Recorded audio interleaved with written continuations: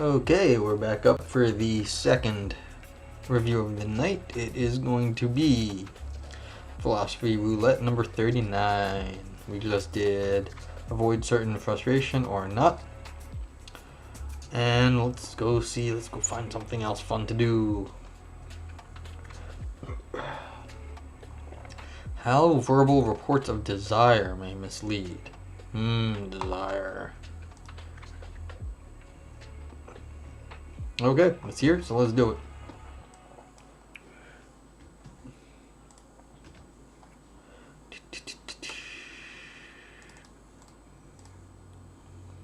Oopsie.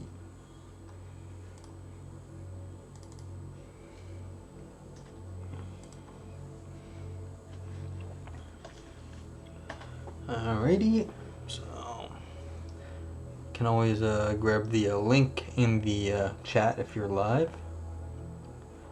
and let's get the file. Let's get it actually.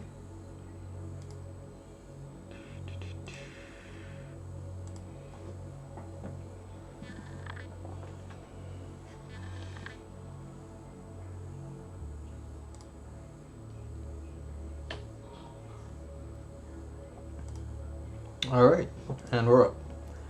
So, how verbal reports of desire may mislead.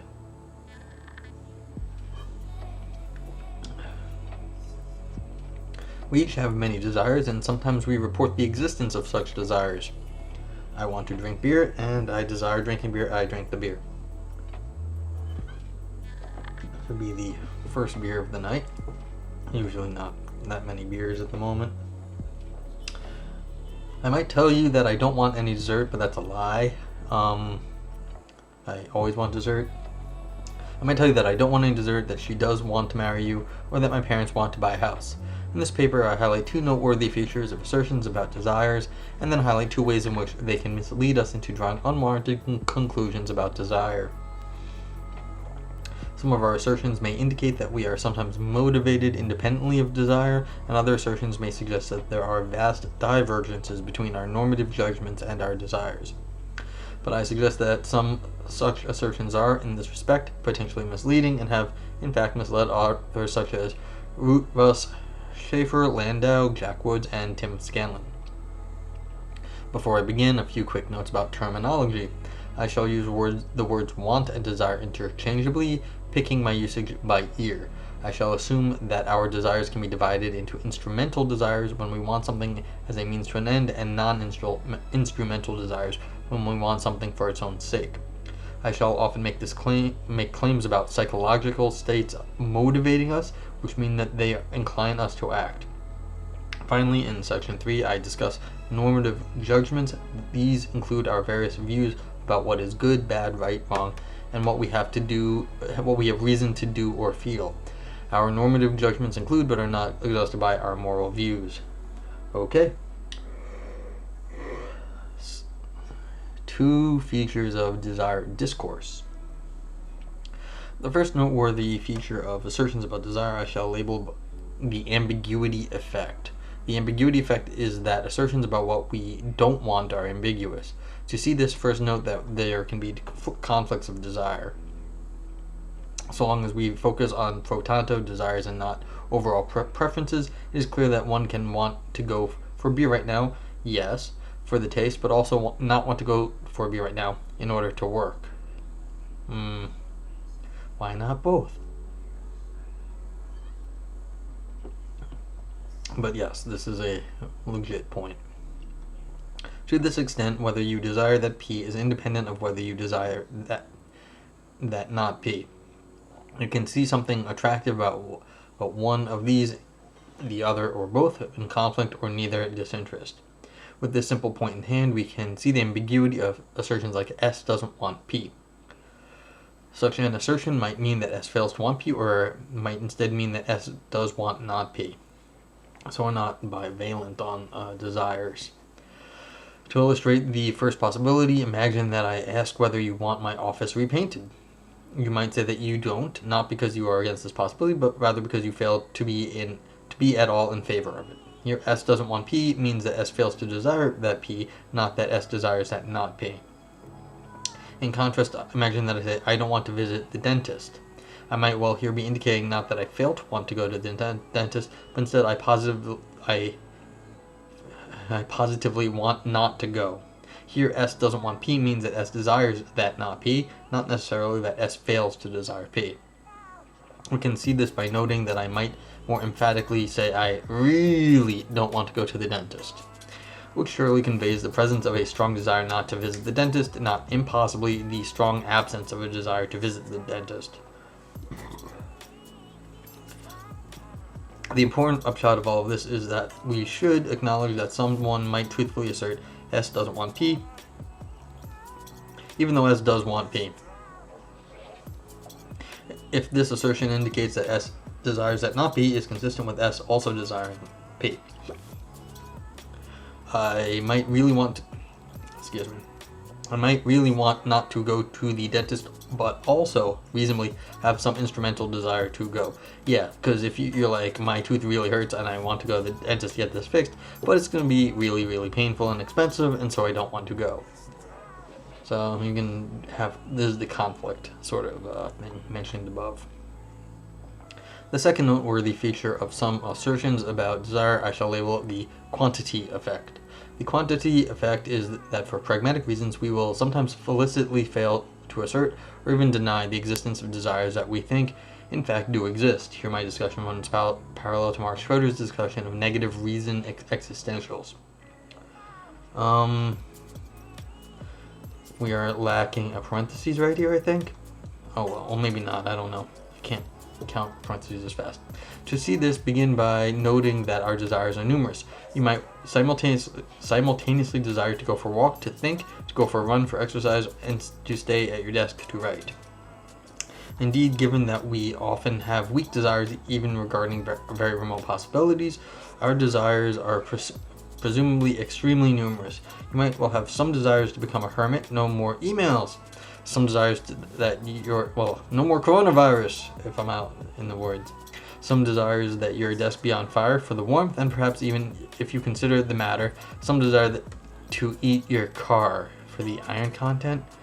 No, that's not how you get like iron content. But maybe if you're insane, that is a good idea to like, you've got some sort of. No, I wouldn't even want to claim that to be anything. Okay, whatever. But Schroeder seems to think so. Good for you, Schroeder. With this point in hand, let's turn to Grice's maximum of quantity, which says to make assertions only when they are informative. Because we have some desire for so many things, which is fair, that's true. Learning that someone has a desire that P is rarely informative. As a result, Grice's maxim tells us not to assert S desires P if we mean only to convey the bare fact that S has some desire that P. Further, with this expectation in place, if someone does assert S desires that P, we are in a position to infer more than the mere fact that S has some desire that P. We should infer that this assertion has been made because this desire is especially worth noting, most probably because it is very strong or else because it is of some notable kind. For example, if you tell me that you want to go to the pub, I might reasonably infer that you don't merely mean that you have some desire to go, who doesn't, but rather that you are a fairly strong desire to go. Yeah, you want to go now if you say it. You're not saying I like going to the pub as some sort of abstract thing. Or if I ask you about your new job and you happily tell me that you now want to go to work, I might reasonably infer that you don't merely mean you have some desire to do so, but rather that desire to do so not merely because of the salary. Yes, like, well, now I like my job as opposed to before when I didn't like my job. And like everyone else at the moment, I'm not at work. Because everything's shut down. Vice versa, and more surprisingly, with such expectations in place, we might sometimes deny that someone has a desire if the desire is only weak or else not of any notable kind. For example, you might deny that you want to go to the pub, really meaning by this that the desire in question is heavily outweighed. And you might deny that you want to go to work, really meaning that this only that you gain no pleasure from work even though you would, if pressed, acknowledge that you want to go in order to pay your rent. In this way, we sometimes verbally deny that people have desires even though we know that they in fact do have them. With these 2 points noted, the ambiguity effect and the quantity effect, I now turn to 2 ways in which they can lead us into drawing mistaken inferences about desire. The belief-desire theory of motivation. The belief-desire theory of motivation says that a person can be motivated to phi only by the desire that P combined with the belief that phiing will secure P. Okay. This view is widely agreed to be attractive, but faces a simple common sense objection. All these people seem to think so. Don't people sometimes do things that they don't want to do? For example, as we ordinarily talk, it seems that many of us don't want to get out of bed in the mornings, don't want to do chores around the house, and don't want to fulfill costly moral promises. Nevertheless, we are clearly often motivated to do these things. In response, we might suggest that the belief-desire theory of motivation should be understood as using the term desire in some broad stipulative sense, but this threatens to trivialize the belief-desire theory of motivation by stipulating the meaning of desire so as to secure the truth of the theory. Our two effects above suggest a more principled and illuminating response. Okay. Let's see if there's anything much to be... Do I have anything much to say about this? Yeah. Okay, so you just do it because you have a belief doing something will secure that, but of course you do a lot of stuff that you don't want to do, so it seems that this motivated to phi seems there's a lot of ways to slice the world up, and so otherwise you're just, if you're defining it as such, then maybe it's not it's a trivial theory. It doesn't tell you anything because you're just defining it as such, as how to all those things that you're doing, you're phi-ing, is how you understand what it is you desire or believe. Okay. First, we should recall the ambiguity effect. We might say that we don't want to do these things, but plausibly this expresses a desire not to do them, and that it is consistent with also desiring to do them, at least for instrumental reasons. For example, Schaefer-Landau imagines someone saying, "I don't want to stand in front of that bullet, except blame remain chaste, but duty called." Alright, but such assertions would most plausibly be understood as conveying a desire not to do such things, and that is consistent with your also wanting to do them out of sense of duty, even if for no other reason. As a result, the belief-desire theory of motivation is surprisingly consistent with the possibility that you might be motivated to stand in front of a bullet, accept blame, or remain chaste, and yet truly assert that you don't want to do those things. Second, we should recall the quantity effect. There are pragmatic reasons why we might be disinclined to assert the presence of some desires. For example, I hardly need to be told that you have some desire to get out of bed in the morning when it's common knowledge that doing so is instrumental to so many things that I know you want, like food. As a result, you might be disinclined to assert that you want to get out of bed in the mornings. But this disinclination can be expressed by conversational pragmatics in a way that permits that you do nonetheless have this desire. As a result, the belief-desire theory of motivation surprisingly permits that you might be motivated to get up and yet be disinclined to assert that you want to do so. The ambiguity effect and the quantity effect show how the belief-desire theory of motivation is consistent with cases like those above. Your assertions might suggest that you sometimes do unpleasant things that you don't want to do, but we can insist for principled reasons that such assertions are misleading. Okay. This is taking a rather simplistic view of assertion. Like, we only assert things for just to say true things. My general state in the world is of facetiousness. I say things because it's like, saying true things is just very boring all the time. So you say jokes, you say things that are wrong, you say things for lots of reasons, and it's like they're assuming the assertion of what is being said is always the assertion of sort of like logic, that you're asserting something because like this is how the world is. I think that's wrong. There's a difference between conversational assertion and logical, the force of assertion, and that's what kind of they're getting at right here, that we assert lots of different things, and assuming we assert things for the naive truth way is misleading. But it's I feel like people have to do more work on just assertions of truth and not non-truth before. Well, I'm with the author on this. It's like, yes, for the reasons they say, the assertion is misleading, but I think it's just a rather sort of a muddled way of going about understand. Like, we have to get a little bit better at assertion just generally. It's not this problem with this paper. It's just I've lately been a little concerned about assertion and our naive understanding of assertion. Okay, anywho, the relationship between normative judgment and desire. One crucial question in moral psychology surrounds the relationship between normative judgment and desire. Many claim that our normative judgments are related to our desires, but the intimacy of this relationship is hotly debated. At one extreme, some claim the presence of a normative judgment entails the presence of a related desire, perhaps because one of these states can be reduced to the other. A natural way of testing such claims is to point to cases where agents apparently judge and act favorably but don't desire to do so.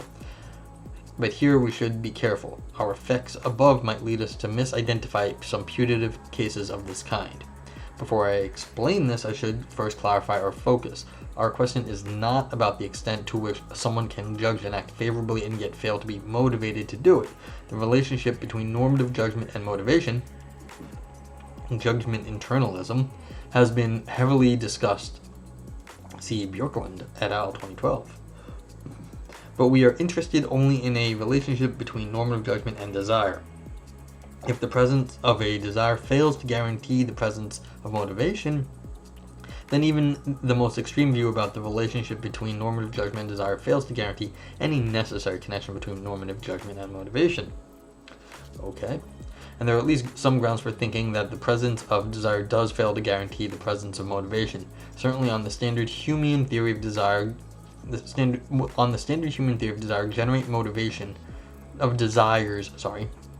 generate motivation only if they are combined with suitable means and beliefs. We might also think that depression can leave our preferences intact, but rob us of the motivational energy needed to pursue those goals. Perhaps there are still other conditions which need to be met for our desires to generate motivation. Since this relationship between desire and motivation is indirect and potentially complex, in what follows I stay wholly focused on our central issue, which is the relationship between normative judgment and desire, not motivation. Back to the main theme, or our main theme. I claim that the two effects described in section 1 might mislead us about the relationship between normative judgment and desire. I illustrate with two examples. First, expressivism.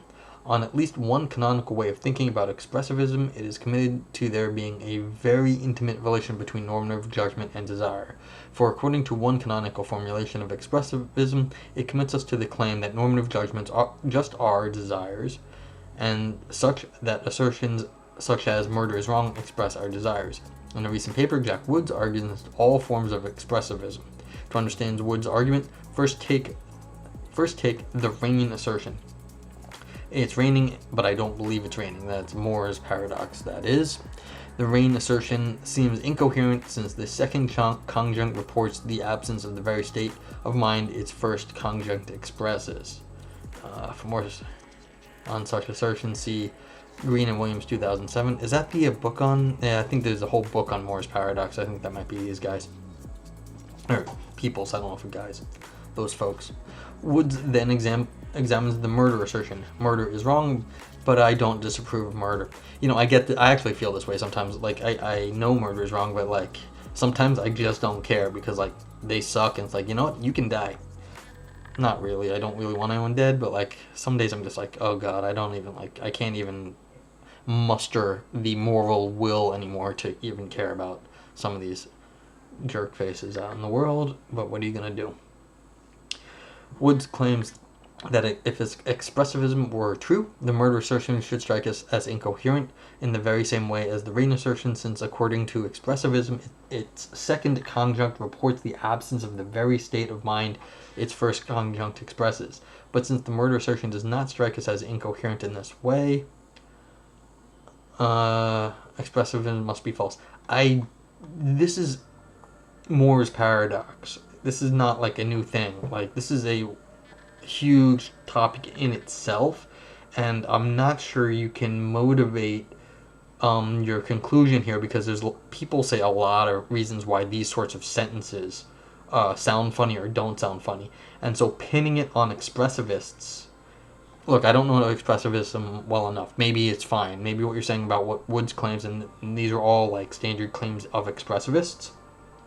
But I know Moore's paradox is a complex issue and contentious, and I'm pretty sure this book has got a whole bunch of stuff in it that on different viewpoints, and so using Moore's paradox in this way as an example to disprove someone else, it's sort of hard to see how you can say that they're wrong because of Moore's paradox when understanding Moore's paradox is contentious to begin with. Okay. That's not to say this is an illegitimate use of Moore's paradox. I just don't know expressivism well enough. It just worries me because this is a famous example from Moore, and then Wittgenstein discussed it, and so Moore came up with it, I think, in the 40s, or first mentioned in the 40s, and it's been discussed ever since. So, okay. Moving on, besides the historical aside, to assess Wood's argument, we should first note that expressivism, or at least the canonical version of it that I described, analyzes normative judgments as desires, wants, whereas the murder assertion makes reference to disapproval. Okay, fair enough, but I don't disapprove of murder. To this extent, it is open to my kind of expressivist to claim that it is fairer to test for their view would be a fairer test for their view would be an assertion that it makes explicit references to desires as such. Woods acknowledges this when he writes, I have also only canvassed the most straightforward attitudes to insert on the right-hand side of the conjunction. However, it is easy to see from my examples how to construct similar cases, ... other less plausible accounts of the conative or affective attitude expressed by moral assertions. I think that Woods must be imagining more remote possibilities than the one I suggest when he says that other options will be less plausible. Many canonical formulations of expressivism make reference to our desires, and it is not at all obvious that such are less plausible than those that make reference to disapproval. So instead of the murder assertion above, we should assess the canonical version of expressivism by appeal to the desire assertion. Murder is wrong, but I don't want not to murder. Okay, so there's too many negations here, but murder is wrong, but I don't want not to murder. So it's like, you do want to murder then? Okay. So the murder is wrong, but it's like you've got like a bad habit here. It's like smoking is bad, but I don't want not to smoke. Okay. Is that assertion incoherent in the manner that the Rain assertion is? Plausibly, no. I'm not sure about that. Like I said, this Moore's paradox is whatever. But the quantity effect can explain why this is true. The desire assertion might very commonly be heard as expressing the absence of just one particular kind of desire not to murder, a self-interested one. Okay, this is a reasonable thing to say, though. Why someone might say this, it might be because of a quantity effect thing. Yeah, that's reasonable. And that it is consistent with one having desire not to murder. Okay.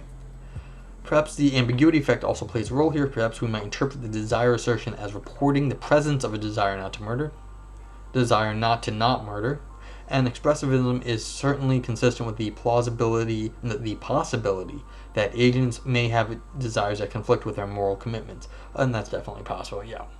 These points may be easier to see if we, unlike Woods, focus not on assertions about wrongness, but instead on assertions about goodness.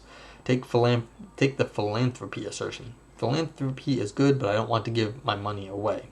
This surely sounds perfectly coherent, unlike the Rain assertions. Yeah. But the quantity effect and the ambiguity effect give the expressivist ample explanatory resources to explain why this is true. Yeah, this one's much more clear that it might be about the reasons. They might claim that this assertion reports only the agent lacks some notable self-interested desire to give away their money, and that is consistent with their also desiring to give away the money, a desire they express with the first conjunct of the philanthropy assertion. And the ambiguity effect permits them to insist that such an assertion sounds coherent because it's naturally heard as reporting the presence of a desire not to give one's money away, not the absence of a desire to give it away. And again, this is consistent with expressivism, which permits that agents have desire that conflict with their moral commitments. Yeah, so you can be committed to giving away money, but that doesn't actually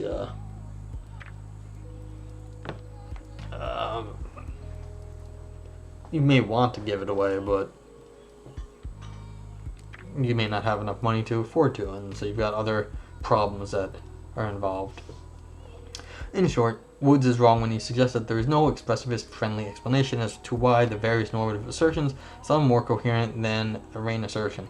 Principles of charity encourage us to hear the relevant claim about desire as restricted in scope, or else encourage us to disambiguate some such assertions in a manner that renders them coherent. It is not obvious that any similar interpretive charity is possible with respect to the Rain assertion. So at least one way of formulating expressivism has resources to escape Wood's objection by appealing to the quantity effect and the ambiguity effect. I now turn to my second illustration of the effects above as they apply to claims about the relationship between normative judgment and desire. It is illustrated by the following quote from Scanlon. I might see something good about drinking a glass of foul-tasting medicine, but would not therefore be said to have a desire to do so. Return to our two effects above, it is surely true that you might think the medicine is good and yet say, I don't want to take the medicine. Yeah. But this assertion is ambiguous and plausibly intended to convey the presence of a desire not to take the medicine rather than the absence of any desire to take it. At least this is the natural way of reading the case if the foul taste of the medicine is at all relevant. Such a taste might outweigh but would not eliminate the desire to drink the medicine, and so bears on whether you desire not to take it, not on whether you desire to take it. If this assertion indicates only the presence of a desire not to take the medicine, it is perfectly consistent with the claim that your value judgment here generates a desire to drink the medicine. Yeah. I mean, you might have to. Or you also don't want to die. You don't want to take the medicine, but you really don't want to die. Depending on the exact envisaged circumstances, the quantity effect may also arise here. If the this is what. This is the ambiguity and there's the quantity down here. If the beneficial potential of the medicine is common knowledge, that it might well make you disinclined to assert that you want to take the medicine just because this desire is obvious. Perhaps we are supposed to imagine the case in this way, but if we exclude this possibility, then Scanlon's claim itself is far less plausible. If, for example, the foul taste of a liquid is well known, but its medical potential is not, you might be very strongly inclined to point out your surprising desire to drink it. It is only if we think of the liquid as medicine that Scanlon's claim may seem plausible and natural explanation on this, that the labeling it as such renders the desire to drink it too obvious to be worth stating. Our effect might make you inclined to assert that you don't want to take the medicine and disinclined to assert that you do want to take the medicine, but for all that, you might well want to take the medicine just as you judge you should. You should be careful when drawing conclusions about the relationship between normative judgment and desire from cases like the one above. How widely do these points apply? The ambiguity effect will apply in many cases whenever we are given a supposed case where an agent judges P favorably but fails to desire P. We should always be careful as to whether the intuitive claim that the agent desires that not P or the agent fails to desire that P. Only in the latter case will it bear on the relationship between judging P favorably and desiring that P. Yeah, there's going to be a lot of failures of desire by valence. Just because you want something doesn't mean you do not diswant its negation. It's like, I want to win the lottery, and do I want to not lose it? I don't care about not losing, but it's like I don't care about losing the lottery. It's like I want to win, but like it's like fail to lose. It's like I don't even think about losing it. So we've got lots of sort of gaps when it comes to desires. The quantity effect will also apply in many cases, but not all. It applies most straightforwardly in cases where your desire to do something is obvious, but your desire not to do it is less so. In such circumstances, you might be inclined to highlight the latter desire rather than the former, and to that extent, your assertions might suggest that you fail to want something, even though you in fact do want it. For example, you might judge that you ought to go to work, but disinclined to assert that you want to do so. Here, your disinclination to assert that you want to go might be best explained for the obviousness of that desire rather than its absence. In summary, the ambiguity effect and the quantity effect show that we should be careful when investigating the relationship between normative judgment and desire. Some examples we might use to show a discontinuity between these states might be misleading, and to that extent, the relationship between normative judgments and desires may be closer than it seems. Conclusion. In this paper, I highlighted two noteworthy features of assertions about desire. The assertions about what we don't want are ambiguous, and that pragmatic influences might encourage us to fail to assert and even deny the presence of desires that we do believe exist. These effects might lead us wrongly to deny the belief-desire theory of motivation and wrongly understate the relationship between normative judgment and desire. Yeah, sure. I was just thinking, like, people complain all the time, and they like to complain. It doesn't actually report on the right desire. Sometimes they're just complaining because they like whining, they like to talk, they like to, they just want to be making noise because they're bored or something. And so they're yapping away and have nothing to say, and then they're just whining, bitching and moaning, I guess you could say, about stuff. And to take that as a correct assertion, like the right sort of evidence for understanding what they're really desiring, would definitely be subject to the problems here listed here, and not a good idea of how to really understand what their motivations are. So this is a nice paper. I think it gets at some problems with assertion that we I think there's some general problems with assertion that really need to be understood better, but we're not quite there yet for whatever reason. So I hope you liked this review. This is a nice paper. Check it out if you're interested, and everyone stay safe and have a good night. Bye bye.